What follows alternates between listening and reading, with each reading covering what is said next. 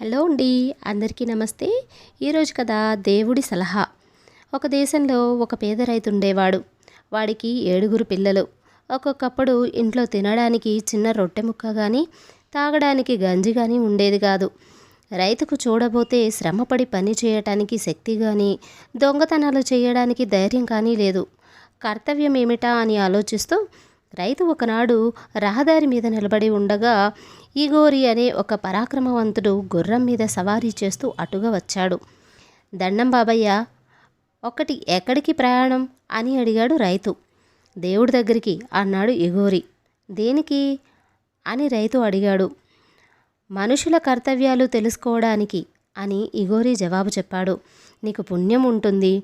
నన్ను దేవుడు ఏం చెయ్యమంటాడో కాస్త కనుక్కుని రా బాబు అని రైతు బతిమాలాడు. అలాగలాగే అంటూ ఇగోరి సాగిపోయాడు. ఈ ఇగోరి గొప్ప మోసగాడు. ఇతనికి దేవుడితో మాట్లాడవచ్చే శక్తి ఉన్నదని నమ్మి అనేక మంది అమాయకులు ఇతని సహాయం కోరేవారు. వాళ్ళ సమస్యలు తెలుసుకొని వాళ్ళ వద్ద డబ్బులు పుచ్చుకొని ఇగోరి వెళ్ళిపోయేవాడు. కొంతకాలానికి తిరిగి వచ్చి దేవుడు నిన్ని విధంగా చెయ్యమన్నాడు అని అందరికీ తలా ఒక సలహా ఇచ్చేవాడు. వాళ్ళు చాలా సంతోషించేవాళ్ళు. జనాన్ని ఇలా మోసగించిన డబ్బుతో ఇగోరి పలతారు దుస్తులు ధరించి బంగారు జీనుగల గుర్రం మీద ఎక్కి తిరుగుతుండేవాడు. రైతు ఇగోరి రాక కోసం రహదారి పైన కాపు వేసి ఉండి అతను కనిపించగానే, నా విషయం దేవుడితో మాట్లాడావా? దేవుడేం సలహా ఇచ్చాడు అని అడిగాడు.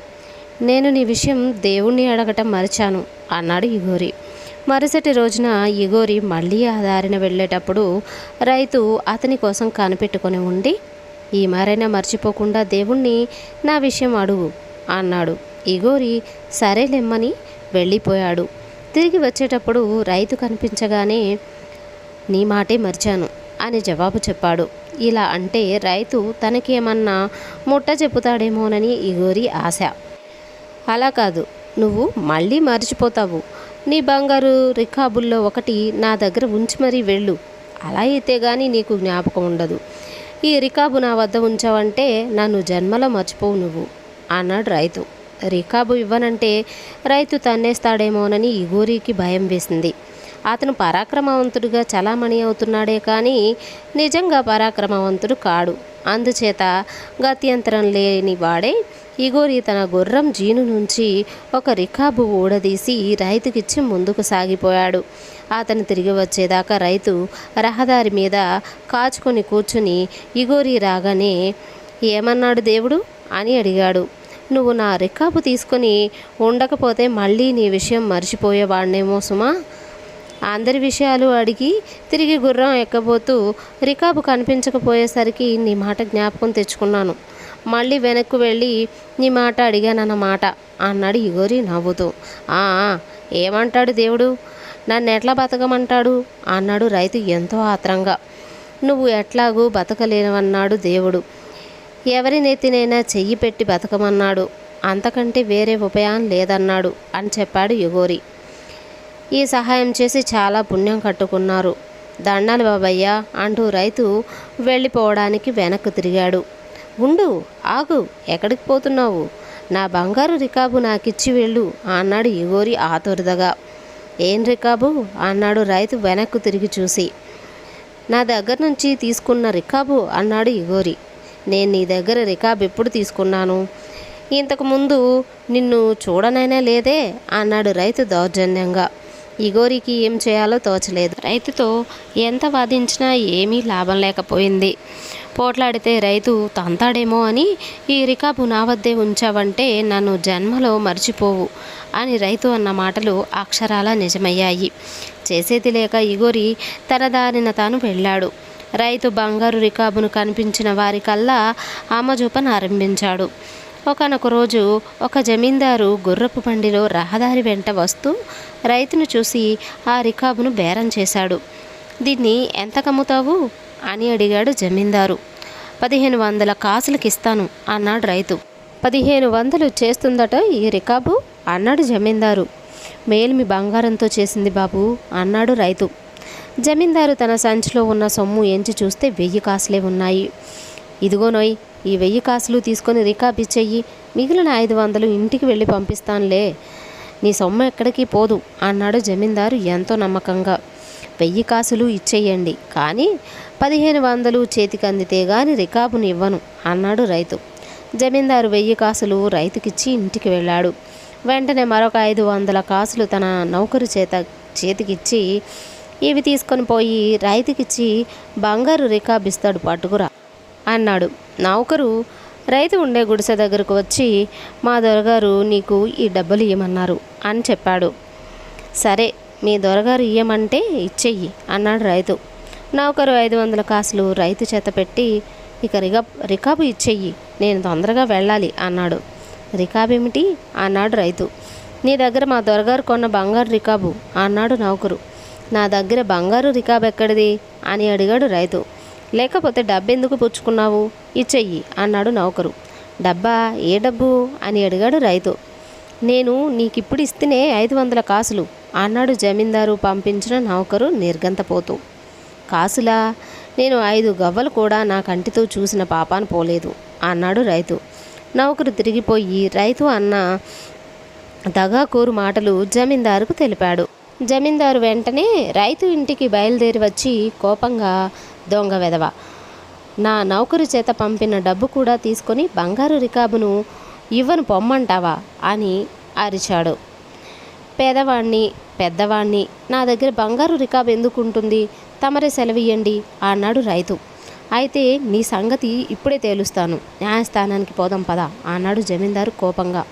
దానికేం భాగ్యం, కానీ నేనేమో తిండికి లేని రైతును, నా బట్టలు చూడండి, తమరు సామంతులు, నా వెంట న్యాయస్థానానికి ఎట్లా బయలుదేరతారో తమరే ఆలోచించండి. కాస్త మంచి బట్టలైనా ఉంటే తమ వెంట వద్దును అన్నాడు రైతు.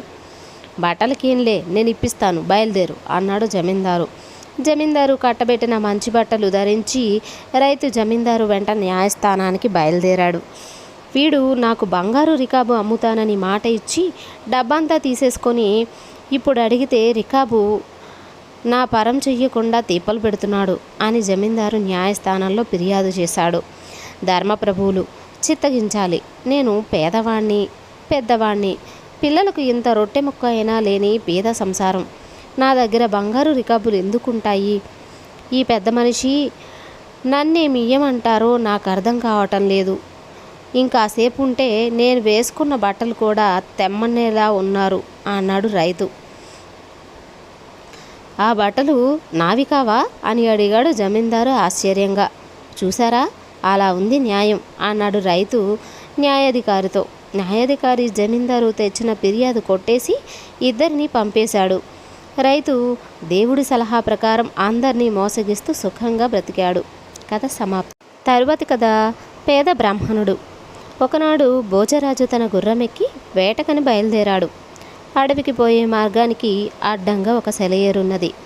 ఆ సమయానికే ఏటిలో దిగి వస్తూ నెత్తిన కట్టెల మోపు పెట్టుకుని ఒక బ్రాహ్మణుడు కనిపించాడు. ఆ బ్రాహ్మణుడు అడవిలో కట్టెలు కొట్టుకొని తెచ్చుకుంటున్నాడు. రాజుకు అతడికి ఈ విధంగా సంభాషణ జరిగింది. భోజుడు, కియాన్ మననం జలం విప్ర. బ్రాహ్మణ, నీరెంత లోతు? బ్రాహ్మణుడు, జానుద్నాం నరాధిప. రాజా, మోకాటి లోతు. భోజుడు, ఈదృశీకి మవస్థాతే. నీకి అవస్థ ఏమిటి? బ్రాహ్మణుడు, నహి సర్వే భవాదృశ. అందరూ నీలాంటి వారవుతారా? బ్రాహ్మణుడు అనిన చివరి మాటకు ముచ్చటపడి భోజరాజు, నువ్వు వెంటనే కోశాధికారి వద్దకు వెళ్ళి నేనిమ్మన్నానని 1,00,000 రూపాయలు తెచ్చుకో అని తన దారిన తాను వెళ్ళిపోయాడు. ఈ మాటకు బ్రాహ్మణుడు ఎంతో సంతోషించి ఆ కట్టెల మోపు అక్కడే పారేసి నేరుగా భోజరాజు ఆస్థానానికి వెళ్ళాడు. అక్కడ ఆయన కోశాధికారి దర్శనం చేసుకొని, భోజరాజు గారు తమరి నడిగి 1,00,000 రూపాయలు తీసుకోమన్నారు అని సవినయంగా చెప్పాడు. బ్రాహ్మణుడి వాలకం చూసి కోశాధికారి నమ్మలేక, రాజుగారి ఉత్తరువైతే తప్ప ఇవ్వడానికి వీలు లేదు, వెళ్ళు అన్నాడు. భోజరాజు వేట నుంచి తిరిగి వచ్చాక బ్రాహ్మణుడు మరొకసారి కోశాధికారి దర్శనం చేశాడు. రాజుగారు నాతో నీ విషయం ఏమీ చెప్పలేదు, సొమ్మెలా ఇచ్చేది అన్నాడు కోశాధికారి. తమరు అడిగి చూసారా అని అడిగాడు బ్రాహ్మణుడు. ఇచ్చేవారు నాతో చెప్పరటయ్యా, నేనెందుకు అడగాలి? కావలిస్తే నువ్వే వెళ్ళి అడుగు అని కసిరాడు కోశాధికారి. బ్రాహ్మణుడు భోజరాజు వద్దకు వెళ్ళి, మహాప్రభు, తమరు కోశాధికారిని అడిగి 1,00,000 పుచ్చుకోమన్నారు. కోశాధికారిని అడిగితే తమ ఉత్తర్వు అయితే గాని సొమ్మివ్వడానికి వీలు లేదన్నాడు. ఏమిటి నా గతి అని అడిగాడు. భోజరాజు నొచ్చుకుని కోశాధికారి దగ్గరికి మళ్ళీ వెళ్ళి, నేను ఇమ్మన్నానని 2,00,000 పుచ్చుకో అన్నాడు. కానీ కోశాధికారి బ్రాహ్మణుని అవమానించి డబ్బు ఇవ్వకుండానే పంపాడు. బ్రాహ్మణుడికి చాలా కోపం వచ్చింది. ఆయన నేరుగా భోజరాజు దర్శనానికి వెళ్ళి ఆయనతో ఇలా అన్నాడు, రాజన్, కనకదారాభిద్వయి సర్వత్ర వర్షతి అభ్యంగఛత్ర సంపన్నే మయి నాయంతి బింధవ త్వయి వర్షతి వర్జన్యే సర్వే వల్ల వితాధృత అస్మాకమార్క వృక్షాణం పూర్వం సత్రేషు సంశయ. ఓ రాజా, నువ్వు అంతటా బంగారు వాన కురిపిస్తున్నప్పటికీ దురదృష్టమనే గొడుగు వేసుకుని నాపై ఒక్క చుక్క అయినా పడకుండా ఉన్నది. నీవు కురిపించే వానను అన్ని చెట్లు చిగురుస్తుంటే నా వంటి జిల్లేడు చెట్టుకు పూర్వం పండిన ఆకులు కూడా పడిపోతాయనిపిస్తుంది. భోజరాజు డబ్బిస్తాడన్న ఆశతో పాపం బ్రాహ్మణుడు కట్టెలు కొట్టుకునే పని కూడా మానేశాడు. అతని దుస్థితి గ్రహించిన భోజరాజు కోశాధికారికి కబురు చేసి బ్రాహ్మణుడికి 3,00,000 రూపాయలు 10 ఏనుగులు ఇప్పించి అతన్ని సంతోషపెట్టాడు. తరువాతి కథ బుద్ధి లేని పెద్దమ్మ. ఒక ఊళ్ళో ఒక కాపు ఉండేవాడు. అతను నిత్యము లక్ష్మిని ఆరాధించేవాడు. అందుచేత లక్ష్మి అతనికి అన్ని విధాలా కలిసి వచ్చేటట్టు చూస్తుండేది. ఇలా ఉండగా ఒకనాడు లక్ష్మీదేవి ఆమె అప్పగారైన జ్యేష్ఠాదేవిని కలిసి ఈ కాపు ఉండే ఊరి వైపు వచ్చారు. దారిలో లక్ష్మి తన అప్పకు ఒక పొలం చూపించి, ఈ పొలం చూసావా అక్క, ఎంత బాగా పెరిగి వస్తుందో. ఈ పొలం ఒక కాపుది, అతను మట్టి పట్టుకుంటే బంగారం అవుతుంది అన్నది. జ్యేష్ఠాదేవి కళ్ళు చికిలించి పొలంకేసి పరీక్షగా చూసింది. మరొక వారంలోగా పెద్ద వాన కురిపించి ఈ పంట యావత్తు నాశనం చేస్తాను అన్నది.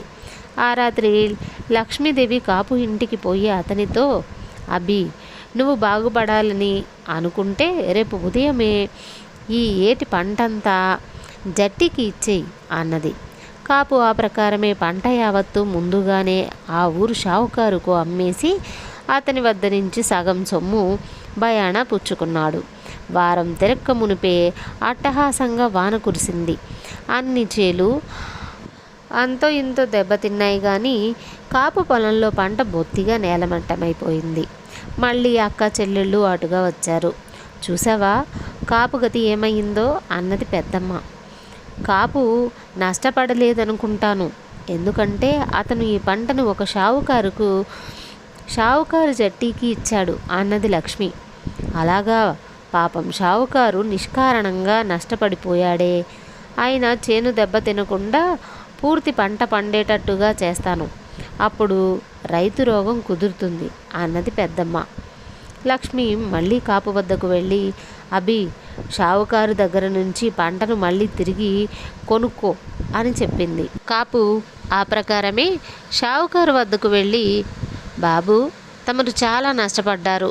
చెడ్డ సొమ్ము చెరిసగం పంట నాకు వదిలేయండి, మీరివ్వదేలిన బాకీ నేను వదులుకుంటాను అన్నాడు. షావుకారు పంట వదులుకున్నట్టు పత్రం రాసి కాపు చేతికి ఇచ్చేశాడు. కాపు పొలంలో పండిన మొక్కలన్నీ మళ్ళీ లేచి నిలబడ్డాయి.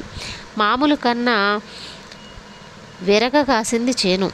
అక్క చెల్లెళ్ళు అటుగా వచ్చారు. చూసావా, షావుకారుకు నష్టం కలగకుండా చేసి కాపాడాను అన్నది పెద్దమ్మ.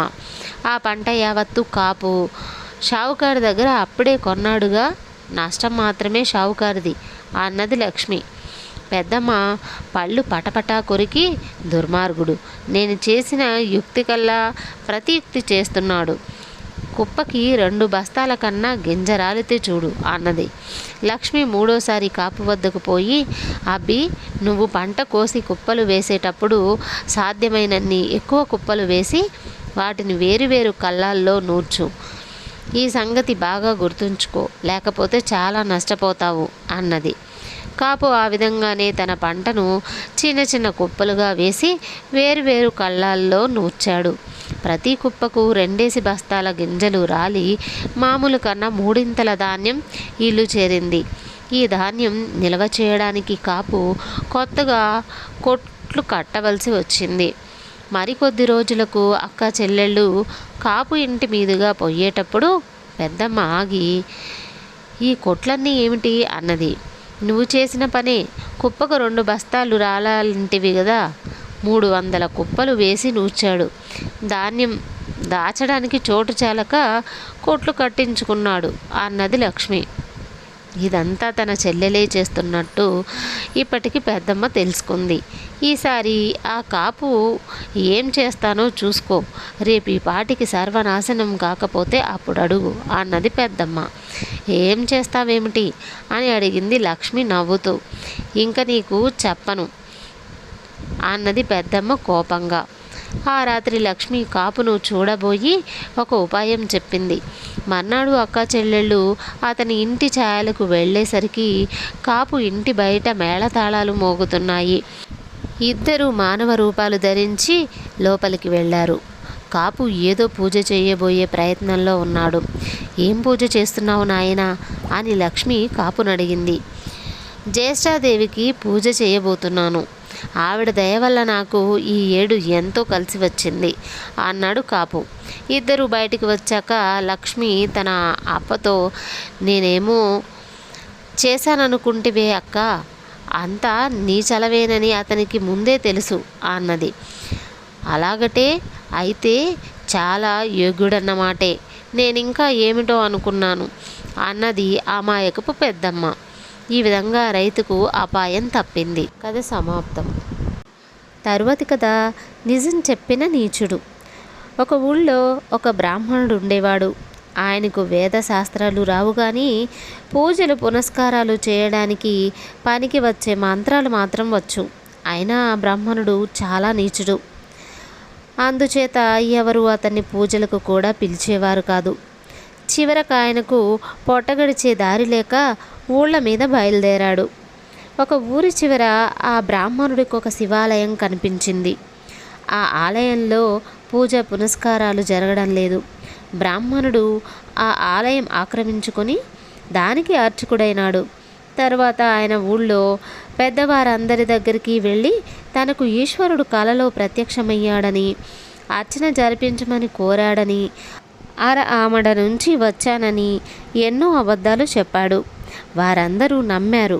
శివాలయంలో పూజా పునస్కారాలు జరుగుతున్నాయని తెలిసిన ఊళ్ళో వాళ్ళు కొందరు ఆలయానికి వచ్చి ఈశ్వరుడికి నైవేద్యాలు సమర్పించసాగారు.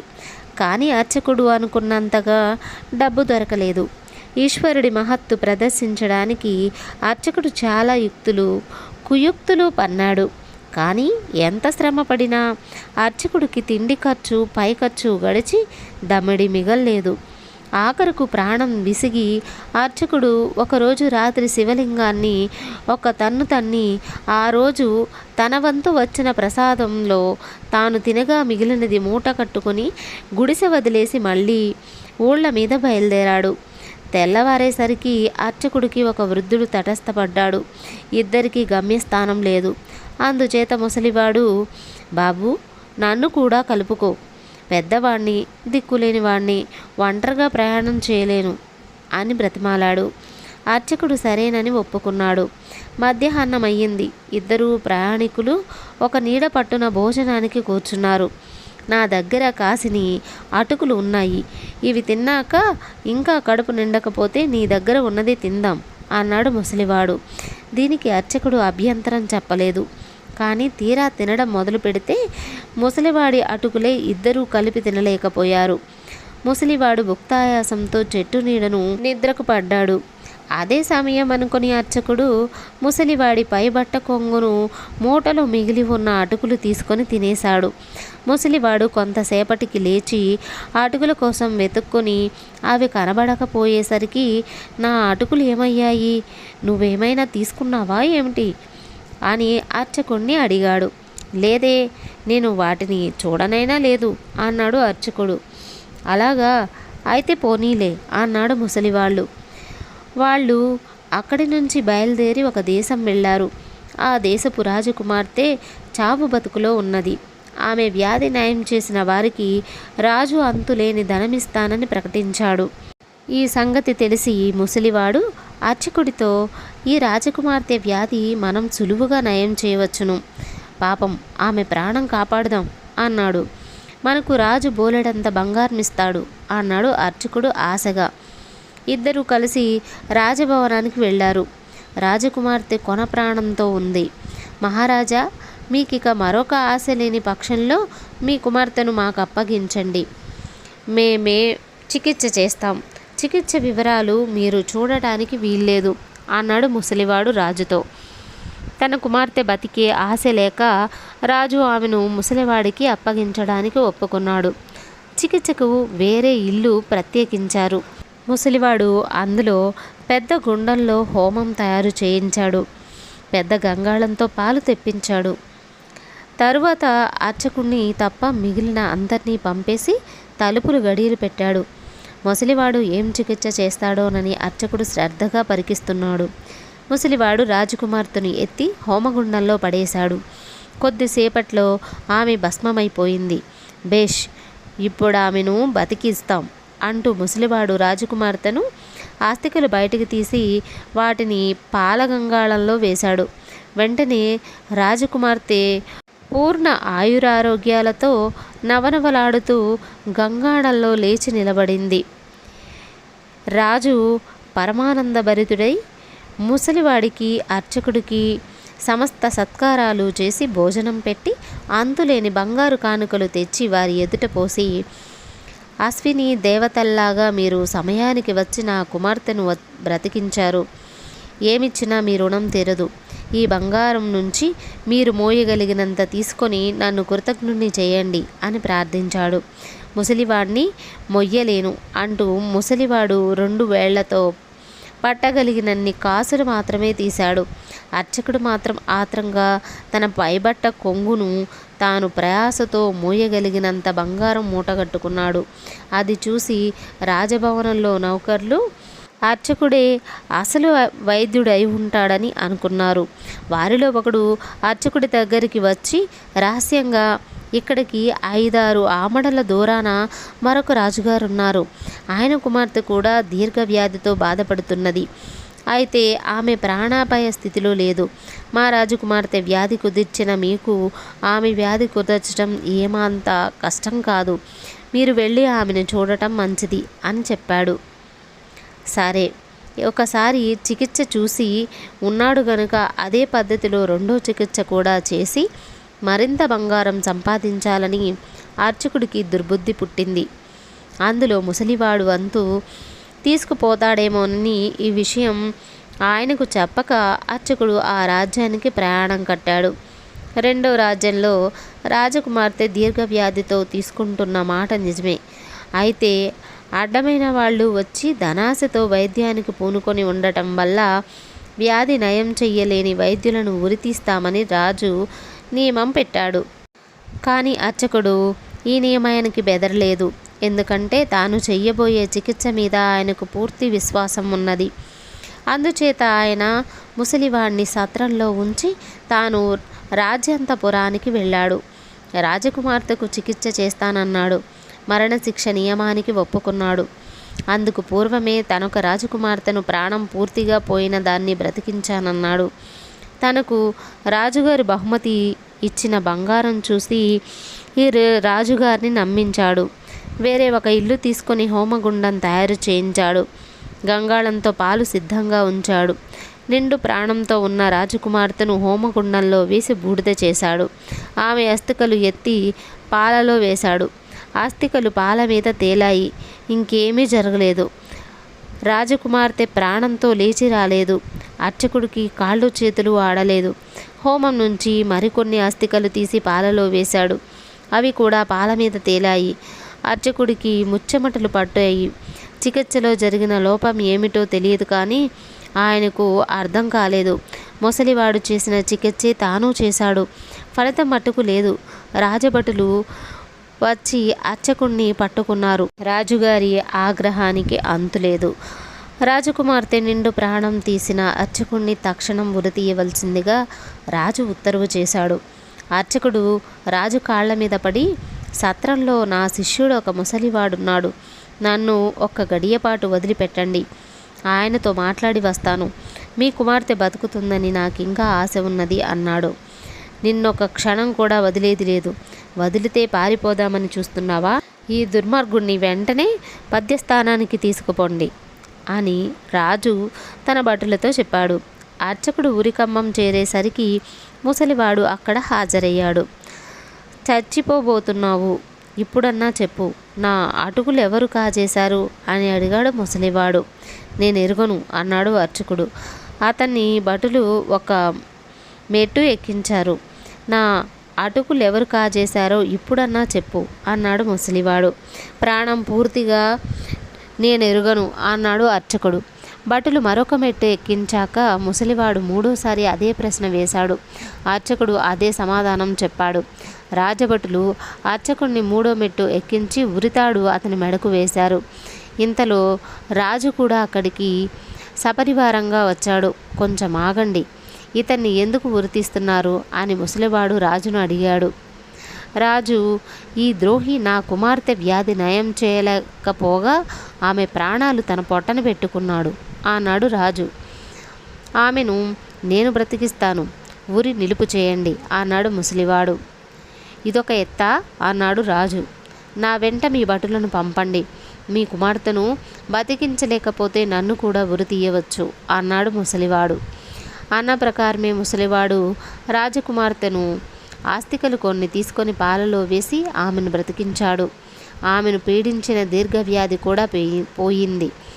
రాజు పరమానంద భరితుడై అర్చకుడి శిక్ష రద్దు చేసి తన కుమార్తెకు ప్రాణభిక్ష పెట్టిన ముసలివాడి కోసం ఒక కొయ్య పెట్టె నిండా బంగారు కాసులు పోసి సేవకుల చేత సత్రానికి పంపించాడు. మనమిద్దరము ఇంతకాలం కష్టసుఖాలు పంచుకున్నాం, అందుచేత నాకు ఈ బంగారంలో కూడా వంతు ఇప్పించాలి అని అర్చకుడు ముసలివాడిని అడిగాడు. ముసలివాడు సరేనని బంగారు కాసులు ఎంచి 3 కుప్పలుగా పేర్చసాగాడు. మనం ఇద్దరమే కదా, 3 వాటాలు దేనికి అని అడిగాడు అర్చకుడు. 3వ వాటా నా అటుకులు దొంగతనంగా తిన్నవాడిది అని జవాబు చెప్పాడు ముసలివాడు. అవి నేనే కదా తిన్నాను, ఆ వాటా కూడా నాదే అన్నాడు అర్చకుడు పరమానందంతో. ముసలివాడు తల ఎత్తి అర్చకుణ్ణి కోపంగా చూసి, ఓరి పరమ నీచుడా, నువ్వు నాకు అర్చకుడిగా ఉండి నన్ను కూడా అపవిత్రుణ్ణి చేశావు కదరా అంటూ అదృశ్యమైపోయాడు. కథ సమాప్తం. తెలుగు కథల సమయం ప్రేక్షకులందరికీ నా ధన్యవాదాలు. నన్ను ఎంతగానో ఆదరిస్తున్న నా సబ్స్క్రైబర్స్ అందరికీ థ్యాంక్ యూ సో మచ్.